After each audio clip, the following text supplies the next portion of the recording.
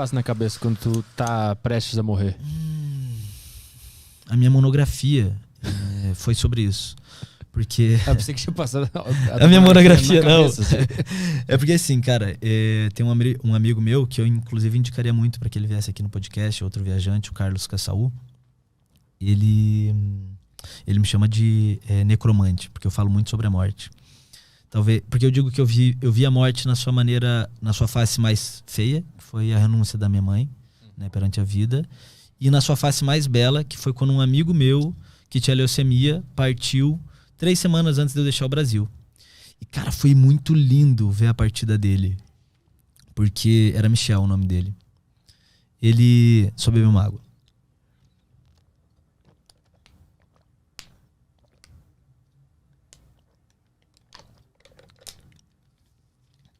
Porque ele compreendeu que ele ia partir. E ele decidiu fazer uma boa partida. Ele aceitou a morte. E dentro da tradição budista a gente vê isso com bastante naturalidade. Então ele se preparou para viver uma boa morte. E foi muito lindo acompanhar esse processo, né? Como é que é essa preparação? Então, tem várias práticas dentro do budismo tibetano e qualquer tradição que são fundamentais para você poder partir em paz. Você pagar a resolver as suas questões não resolvidas, física e materialmente. O que vão fazer com o teu corpo? O que vão fazer com os teus bens? Quem são as pessoas que você ainda tem questões não resolvidas? Para quem você precisa pedir perdão? Para quem você precisa perdoar? Você dá a segurança para as pessoas que vão ficar aqui, para elas não ficarem se sentindo mal, falando, não, deixa eu ir em paz, é normal, é natural, vai acontecer. Elas darem a segurança para quem tá partindo de que também a pessoa pode ir em paz, né? Uhum. E aí a gente viveu todo esse processo com ele, que foi muito bonito. E no momento da passagem dele, eu tava junto. Foi muito doido, cara. A Milena, que era a esposa dele, ela sonhou na noite anterior que 2 espíritos iam buscar o corpo do Michel às 2h30. E ela falou, cara, a gente tinha um grupo onde a gente acompanhava o estado de saúde dele. E ela falou, ó, eu sonhei com isso, pode ser só um sonho, mas eu sinto que é hoje. E ele tinha feito uma promessa com a gente de que ele não ia partir antes que a gente se despedisse, se a gente não tivesse presente, né, fazendo os ritos budistas de passagem. E a gente chegou lá, ele tava já sedado, sabe quando o cara tá se segurando assim na vida, assim, o corpo não aguenta e ele tava se segurando assim no aparelho. E o nosso mestre, que foi meu primeiro mestre espiritual, não tinha chegado ainda.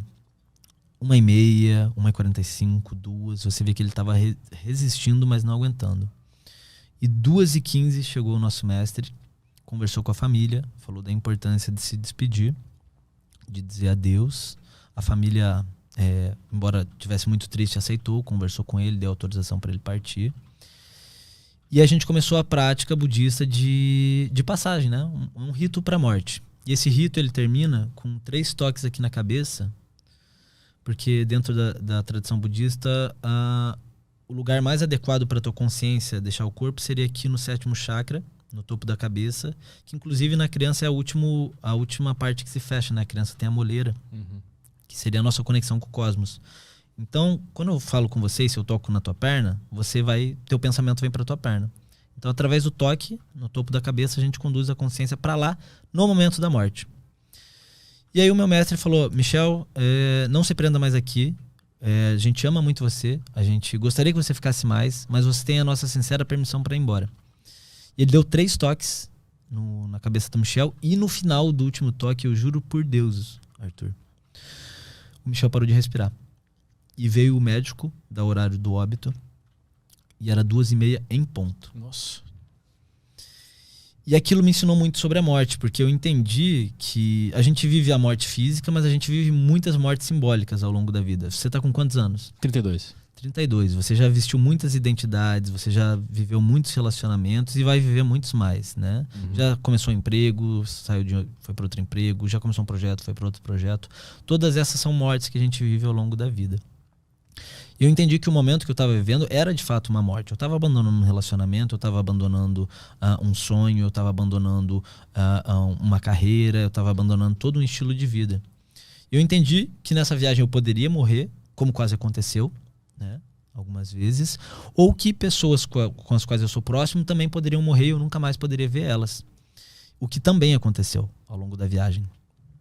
E aí quando você percebe a efemeridade da vida, você muda a tua relação com ela. Então eu decidi tomar a data da minha partida, que foi 13 de abril de 2017, como se fosse a data simbólica de uma morte minha. E eu fiz, de fato, uma relação de tudo que eu precisava resolver para morrer em paz. Eu tenho 30 anos agora. Eu tenho o testamento pronto, eu tenho o que eu quero que façam com o meu corpo, com os meus bens, como que eu quero que seja a minha cerimônia. E eu fiz uma revisão de todas as pessoas que eu tinha questões não resolvidas. Né? Pessoas que eu precisava pedir perdão, pessoas que eu precisava perdoar. E foi muito maneiro, cara, porque nesse período, nessas 3 semanas que eu vivi esse processo de morrer, durante o dia eu não perdia tempo, com questões práticas. Eu tinha muitas coisas físicas para resolver, o que iam fazer com a minha casa, fechar a conta de banco, resolver pendências burocráticas. E durante a noite eu usava o período para encontrar essas pessoas que eu amo e que talvez eu soubesse que eu não fosse encontrá-las de novo. Uhum. E foi muito maneiro, porque quando eu aceitei a morte, eu aprendi a viver a vida. Se você soubesse, se você, o Caio, qualquer um aqui soubesse que fosse a tua última semana, como que ia ser a relação com as pessoas próximas de você? Uhum. Quais são as prioridades que você ia dar? Né?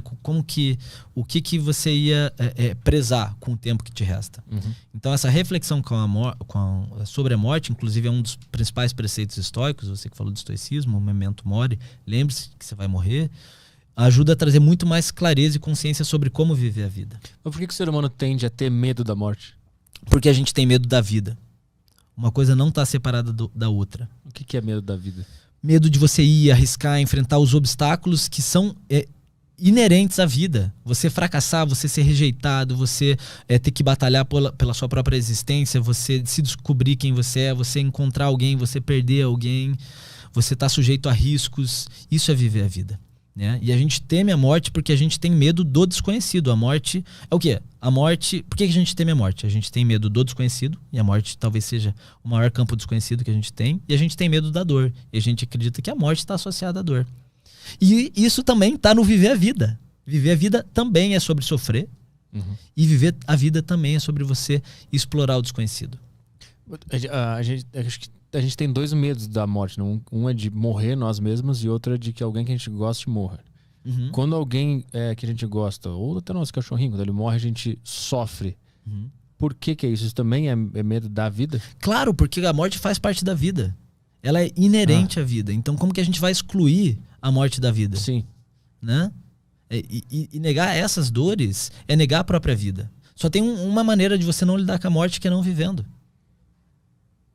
Eu tô pensando assim, eu entendo eu ter medo da minha própria morte, eu entendo a lógica de ser também medo da vida.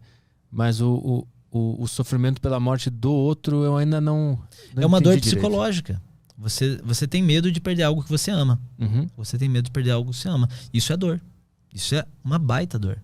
Mas por que a gente não tem essa relação amigável com a morte? Porque tem algumas culturas que inclusive Sim. comemoram a morte, né? Lá no Sudeste Asiático, na própria Índia, eles têm outra relação com a morte. Por exemplo, no Butão, eles, até pra gente ficar parecendo macabro, né? Mas no aniversário do morto eles tiram o cadáver, vestem o cadáver. Só que lá é muito frio, né? Eles ficam conservados. Uhum. Então, eles dão comida pro cadáver, assim, eles tratam normal. Na Índia, assim, a relação com a morte é outra coisa. Você tem os crematórios.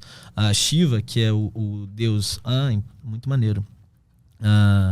Na mitologia hindu, você tem a Trimurti, né? Que é como se fosse a Santíssima Trindade. Você tem Brahma, que é criador, Vishnu, que é o mantenedor, e Shiva, que é o destruidor renovador, que seria como que um deus da morte. Só que ele representa a renovação, porque para que algo ressurja, é preciso que antes morra. Para que venha algo novo, é preciso antes se desfazer do que é velho. E a gente vive numa relação no Ocidente que a gente tem medo da finitude. A gente tem muito medo da finitude. Mas assim, existe uma explicação de o porquê que, principalmente aqui no Ocidente, a gente se desconectou desse lado mais espiritual e de aceitação da morte e todas as outras características de estar ligado à espiritualidade? Trazendo, assim, para a psicanálise, vou falar do campo que eu sei, né? Tem pode haver muitas outras perspectivas que destoam dessa. Mas para a psicanálise junguiana, a vida ideal tem 4 fases. A primeira fase, que é da descoberta, que é tipo do 0 aos 20, aos 0 aos 25 anos, que é quando você vive as novas experiências. Você aprende sobre o mundo. Você vai beijar pela primeira vez, você vai aprender a caminhar, você vai transar pela primeira vez, você vai pro colégio, você vai aprender sobre o mundo, você vai experienciar a si mesmo e o mundo. Então é uma fase de aprendizado. E nessa fase a gente tem que fazer isso. Né? Até a nossa fisiologia é mais programada para fazer isso. A segunda fase é a fase de expansão e conquista, que é dos 20 aos 40, dos 25 aos 50. Que é quando você vai conquistar o mundo, você vai seguir tua carreira profissional, vai se estabelecer, vai criar família, né? Vai construir patrimônio. Você tem mais energia para isso. Aí você tem a terceira fase, que é a fase onde você já cumpriu as suas obrigações, assim, com a sociedade, você já criou teus filhos, né? Numa vida padrão. Você já construiu o teu patrimônio e você pode relaxar um pouco mais. E o objetivo dessa fase seria você desfrutar um pouco mais a vida. Então, você beber um bom vinho, você relaxar. E aí a quarta fase, que seria a moksha, a liberação, é você se encaminhar um pouquinho mais para se desconectar desse mundo, né? Você já ir se desconectando das questões mais físicas, materiais, porque é um caminho natural da vida. Mas a gente vive aqui no Ocidente, os nossos valores, eles são muito associados a essa segunda fase da vida, que é de expansão, de conquista, de materializar as coisas. Os nossos valores são muito materiais. Então a gente não permite que a vida siga o seu fluxo natural. E é por isso que a gente tem velhos com atitudes completamente desconexas com a sua idade. Velhos ainda querendo ser jovens ou vivendo uma vida muito material. Então está relacionado com os valores que são prezados pela nossa sociedade e que tem muito a ver com a sociedade capitalista que a gente está inserido. Eu não sou um crítico do capitalismo, acho que trouxe muitos benefícios, inclusive no conforto material, mas que mudou também um pouco a nossa relação com o processo natural da vida. Mas por que isso aconteceu? Aqui e lá tem alguns... Eu não sei se a maioria do povo lá está espiritualizado, não sei como é que funciona, mas lá ainda existe. É bem forte essa tradição, né? Depende dos lugares, né? Então a gente tá falando aqui Sudeste Asiático, tem muito mais do que aqui, é outra relação. E a gente tá falando de cultura. Cultura é o que os seres humanos prezam, os valores que os seres humanos prezam e perseguem, que isso determina as nossas ações, né? Então a gente tá falando de mudança cultural. O capitalismo trouxe uma mudança cultural muito grande. Eu tento entender o que vem primeiro, né? Se foi o capitalismo que vem fez... junto. Eu tô tentando controlar o mundo. Vem junto. Organizar vem as junto. O determinismo, ele existe. A sociedade determina o indivíduo, mas o indivíduo também determina a sociedade.